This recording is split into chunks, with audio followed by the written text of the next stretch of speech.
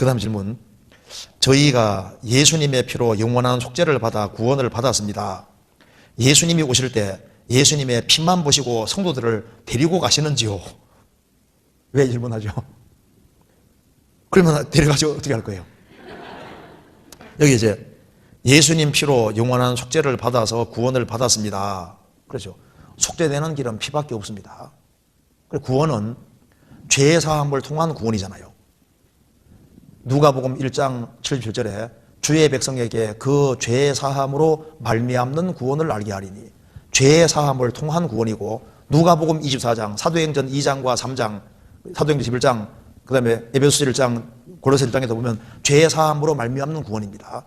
그 죄를 확실히 사함 받아야 되는 거예요. 그래서 죄를 사함 받을 때 성령이 들어오시는 겁니다.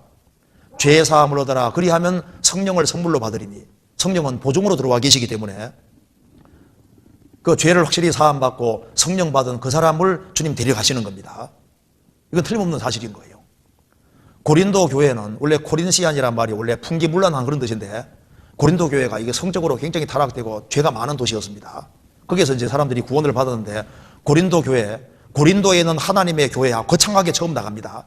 뒤에 가면서 그게 아직까지 시기와 질투가 있고, 그 교회 안에 아주 갈등도 있고, 교회 안에 분쟁도 있고, 여러 파가 나누어지고, 성도들 사이에 돈 문제가 생겨서 막 송사하는 사람도 생기고, 심지어 음행죄도 있고, 성찬용 포도주를 그냥 누가 먼저 갖다 먹어가지고 홀짝홀짝 먹어 취해서 뭐 술 지정도 하고, 그래서 징계받고 죽은 일도 있고, 고린도 교회 문제가 복잡했습니다. 그런데 주님이 오실 때 그 사람들을 전부 다 주님 들림 받을 것을 분명히 말하고 있습니다.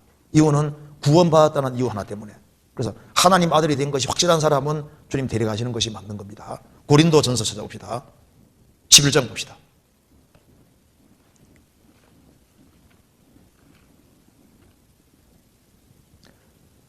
(30절) 이러므로 너희 중에 약한 자와 병든 자가 많고 잠자는 자도 적지 아니하니, 고린도 교회 성도 중에 죄를 지어서 이제 약한 자도 있고 징계로 병든 자도 있고 잠자는 자도 적지 않았다. 그러니까 고린도 교회 안에 구원받고 징계로 죽은 사람도 적지 않았다. 여기 잠잔다는 것은 불신자하고 구별시키기 위해 이렇게 표현한 겁니다. 구원받은 사람은 죽어도 죽은 것이 아니니까. 사도행전 7장 그때 스데반이 돌에 맞아 죽었을 때 뭐라 했습니까? 잔이라. 죽었는 잔다고 표현했잖아요.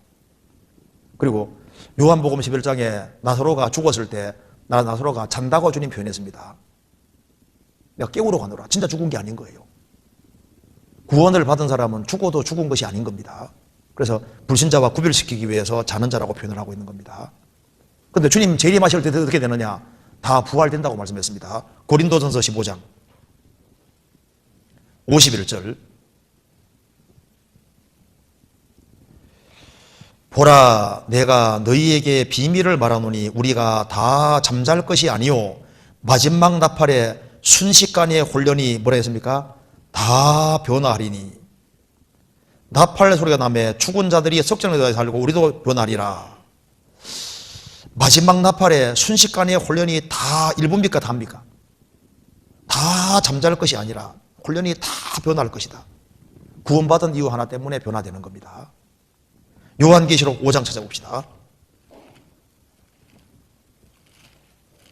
그리스도인들이 여기에 이제 들림받아 주님 앞에 가 있는 장면입니다. 5장 9절 같이 읽어봅시다. 새 노래를 노래하여 가로되 책을 가지시고 그 인봉을 떼기에 합당하시도다. 일찍 죽임을 당하사 각 족속과 방언과 백성과 나라 가운데서 사람들을 피로 사서 하나님께 드리시고. 예수님이 십자가에 죽으시고 부활하셨습니다. 그리고 복음이 전 세계 전파되는 과정 속에서 주님이 피로 값주고 사서 하나님께 드리시고, 주님 앞에 가 있는 근거는 주님 피로 값주고 샀기 때문에 데려가시는 거예요. 그래서 로마서 1장에 하나님의 것으로, 예수 그리스도의 것으로 부르신 분들, 그러니까 구원받을 때는 예수 그리스도의 것, 소유가 바뀌었다 그 말입니다. 너희는 너희 것이 아니라 값으로 산 것이 되었으니, 고린도 전서 6장에 말한 대로 너희는 너희 것이 아니라 값으로 산 것이 되었다. 주님이 핏값을 지불하고 샀으니까 주의 것이 됐고, 주의 것이니까 주님이 데려가시는 거예요. 영혼뿐 아니라 몸도 값주고 샀으니까 주의 것이 됐고, 그 주님 데려가시는 겁니다. 그래서 우리를 데려가시는 유일한 근거는 피로 값주고 샀다는 이유 하나 때문에, 그리고 값주고 샀다는 보증으로 성령을 주신 겁니다. 성령이 보증이거든요, 보증.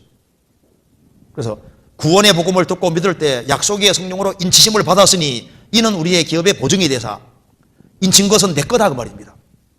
그리고 주님의 것이 됐고 것이라는 보증으로 성령 주셨으니까 주님 오실 때 데려가시는 겁니다. 이해되죠?